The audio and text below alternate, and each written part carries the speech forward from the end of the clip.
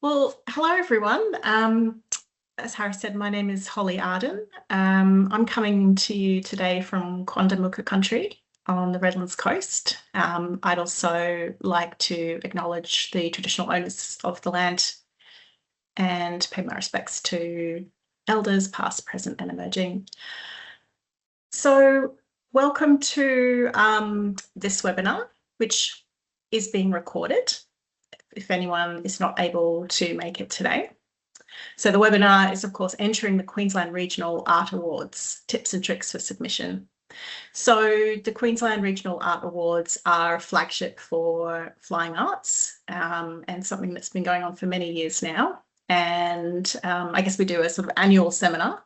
We've had a few changes to the awards, so it's great that you're here, or if you're not here right now, that you're watching this back. Flying Arts have asked me to come along and present today. I was a 2025 judge for the Queensland Regional Art Awards, and I have judged a few art prizes. Prior to working with Flying Arts, I was up in Townsville, Gorrinbarra, working as the director at Perth Tucker Regional Gallery, and up there for a couple of years. So it's really important to me, these awards. They have a fantastic representation around the state. So this beautiful map here really shows the eligibility requirements for the QRAA. I'm just going to refer to them for the QRAA from now on. The red area being an area where, unfortunately, if you live within that red area, you are not eligible to apply. So like I said before, this is an award based primarily for regional and remote artists in Queensland. And the geographic model is based on the Monash model, and we'll be giving you a link if you're not quite sure, if you're maybe sitting right on the edge of the border there somewhere. You can actually check your street and see if you're eligible. Just in short, the QRAA was established in 2011, and it celebrates the creativity of artists living across regional and remote Queensland. We have some amazing prizes on offer, including cash, prizes, solo exhibitions, and professional development, which I'll talk through in just a minute. Okay. All right, so key dates. If you've got a notebook in front of you and you want to write these down, otherwise, like I said, this is being recorded, so you can go back to this information.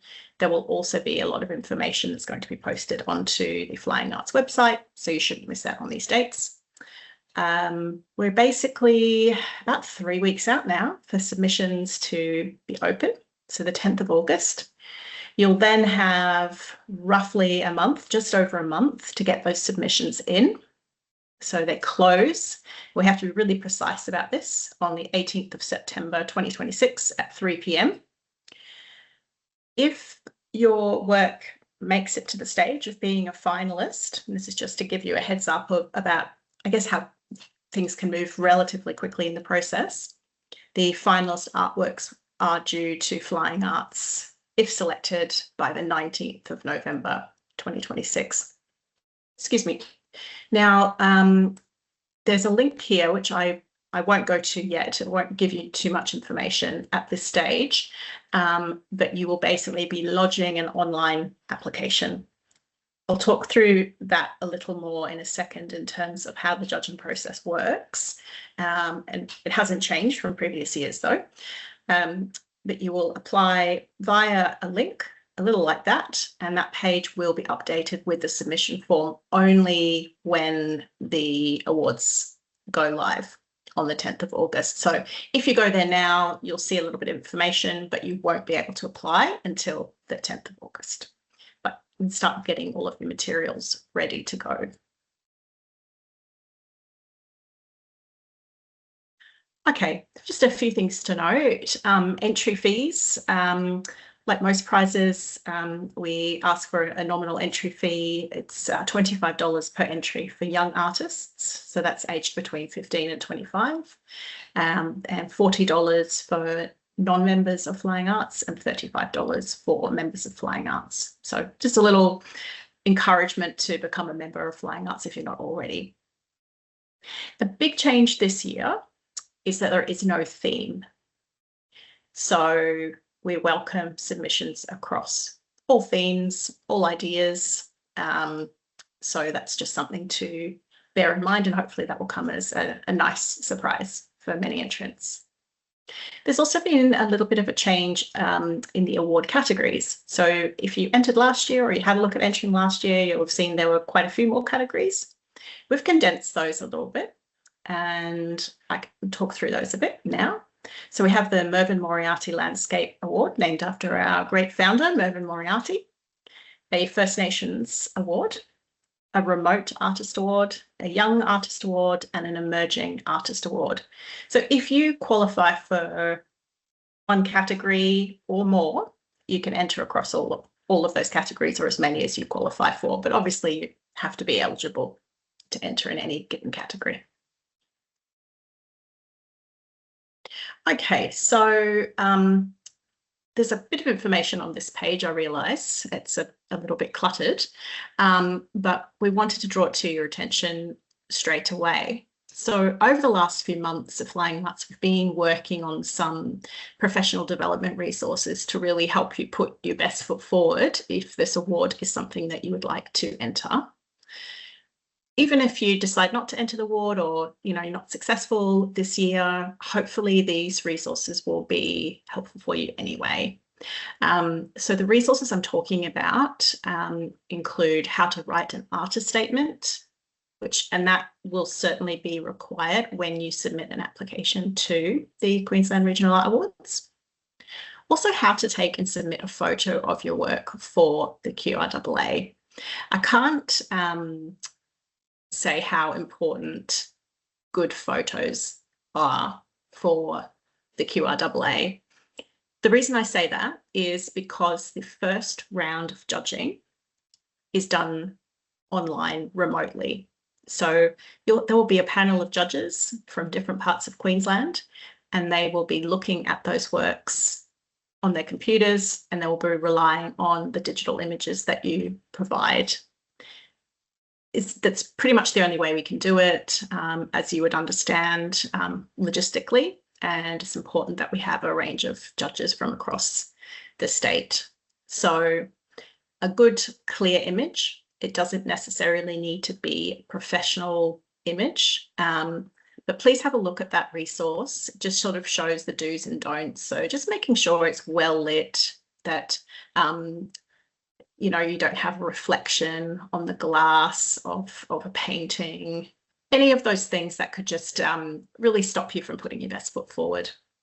There's also a resource called How to Package Your Work for Freighting. So again, if your work is successful in making it as a finalist into the award, we do ask that you package and send your work into Flying Arts in Brisbane. And that can be an expensive endeavour, or it can be a less expensive endeavour, depending how you do it. But obviously you want to make sure that the work arrives as safely as possible. So what I'm going to do is, hopefully this will work, to show you what you'll see. So I'm actually just now on the Flying Arts website, and over the coming months there will be some changes. We're actually transitioning to a new website, but basically all of those links will still be live.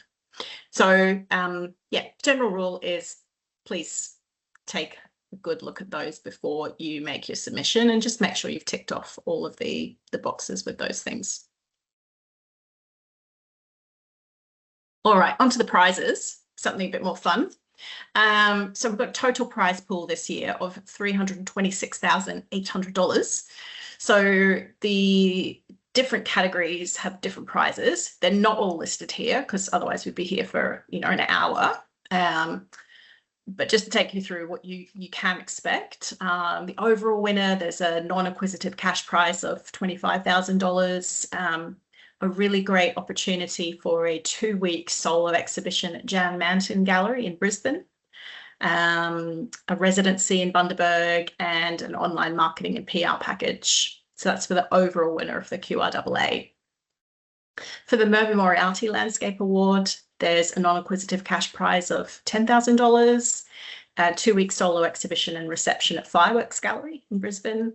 Again, a residency, this time in Cairns, and another package of PR and marketing, which attracts a high value. Wait, there's more prizes. I won't run through all of these individually, but just to say that with the winner of each category, there is a cash prize and a bunch of other really great opportunities. So all of these, again, will be listed with the information online when it becomes available on the 10th of August, if not before. Okay, so just a little bit more about eligibility before we go on, because obviously it's quite a bit of work to check, create your work for submission. You want to check that you have done everything to make sure that you're eligible. So we talked about the geographic component. So obviously living in regional or remote Queensland is important. This is a prize aimed at those artists in particular. You have to be 15 years or over. So we definitely welcome young artists, but they have to be 15 years or over. Artwork submission, I mean, some of these things are fairly obvious. It has to be the original work of the artists. It has to be made in 2026 as well. So we don't want to see works that are older works coming in. It has to fit within the size requirements. So you would need to just refer to the information included on the Flying Arts website about that. So that would refer to the work being too large, I guess. There's some entry requirements around all artists and collaborators, just making sure all of that information is included in terms of who they are, where they are from. Your work can't also have been entered or won into, sorry, I'll take that back, not have previously won. So I read that as it can still have entered, but it can't have won a major state, national, international art prize or award. So for example, if you just won the Archibald Prize and you're in remote Queensland, sorry, this isn't for you. Including a high quality image for the initial online judging, which I've just covered before. It has to be accompanied by a 150-word artist statement. So for that, I'll just refer you back to that resource, which will be on our website. And cultural stories, imagery, or knowledge must only be used with appropriate permissions and acknowledgements. And you'll see on the slide here, this is the overall winner of the QRAA award last year, which is Alison McDonald. It's just a detail of her beautiful winning work. Okay, so eligibility, the second part. If you're selected as a finalist, the artwork has to be available for the entirety of 2027, because this is when exhibitions will start happening, including the touring exhibition for the QRAA. So yeah, please don't sort of make any commitments for the work if you're serious about wanting it included in the QRAA, because we'll want to show it.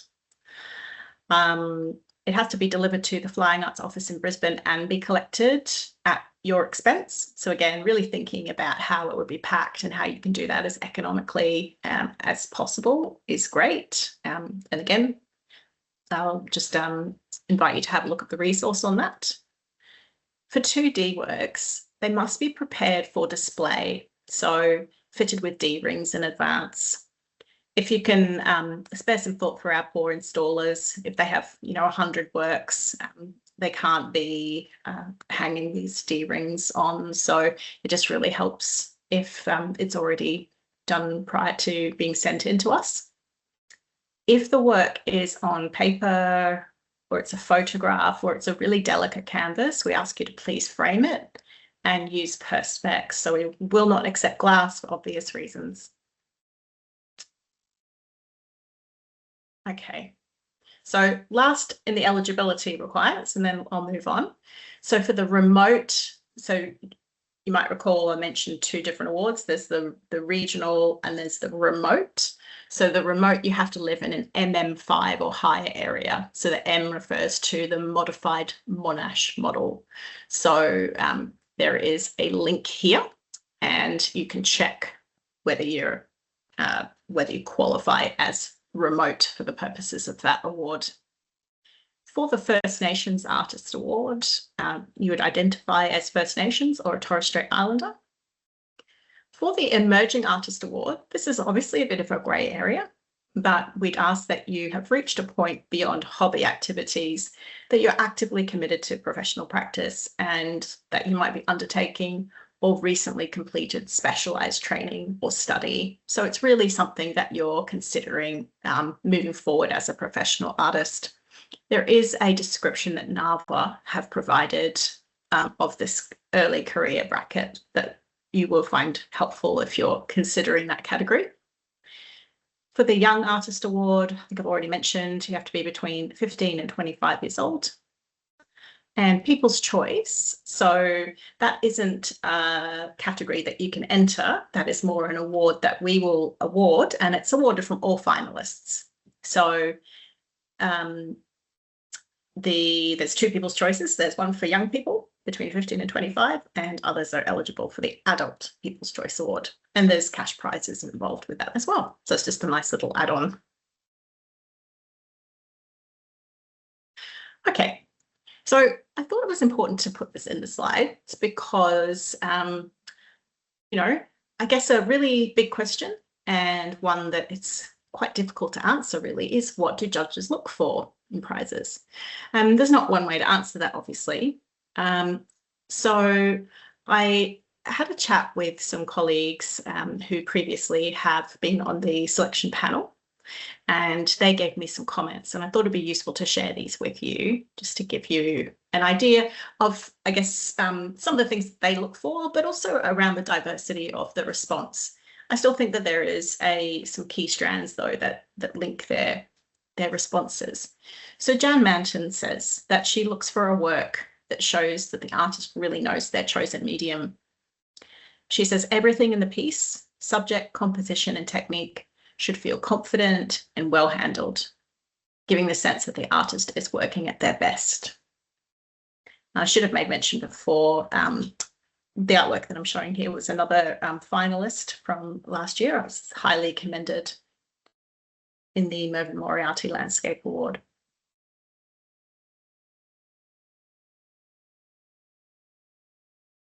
Rebecca McDuff sent another response. Rebecca McDuff is one of our board members now, and is also the director at Bundaberg Regional Gallery. So Rebecca said that ensure good quality images of your artwork are uploaded with your submission.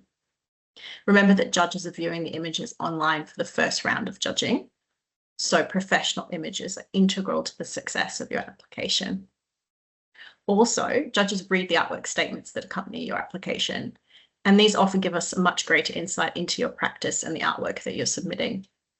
In light of this, artwork statements that speak clearly about the artwork and add a layer of depth and understanding about why this artwork has been submitted are really important. There's some nice tips as well in the resources about not using jargon and complex terms. It's not necessary. Rebecca's hot tip: ask two people to read your statement, someone who's a fellow artist or arts worker and someone who's not engaged with the arts. Does the statement make sense for both of them? So some great advice there from Rebecca McDuff. And finally, Vanessa Van Ooyen, who's the director at QT Art Museum.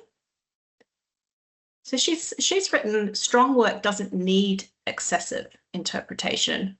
Trust the visual and material qualities of your work and use your statement to support, not overcompensate for the work itself. So a little like Rebecca's, the art statement's really important, but it's really the artwork that needs to do the work. From my point of view, I'm always looking, like some of the other judges here, for an artist who seems to be pushing the concept of what they're working with to its extent of its possibilities. So I want to see a work where I can see that they've really clearly thought about what they're trying to do, what their message is, and they've really toyed and troubled with the challenges that this work is throwing up. that's just the concept part. I also want to see someone who's really engaging with the medium in the best possible way, that you can see the work that they've kind of put into being challenged by this medium, and that they're developing excellence in their application. Make sure that you're aware of what has been a finalist in previous years' awards.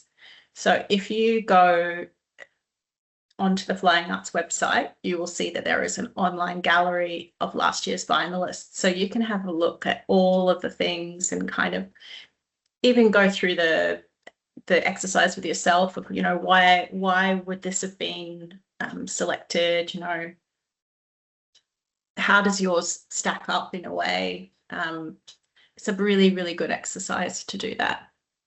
Just a final reminder to have a look at those links. So there's the How to Photograph Your Work for the QRAA, the Brisbane City Council Award Boundaries, the NABA Early Career Artist, and other helpful QRAA resources. So just use those as much as you need to and as much as you can.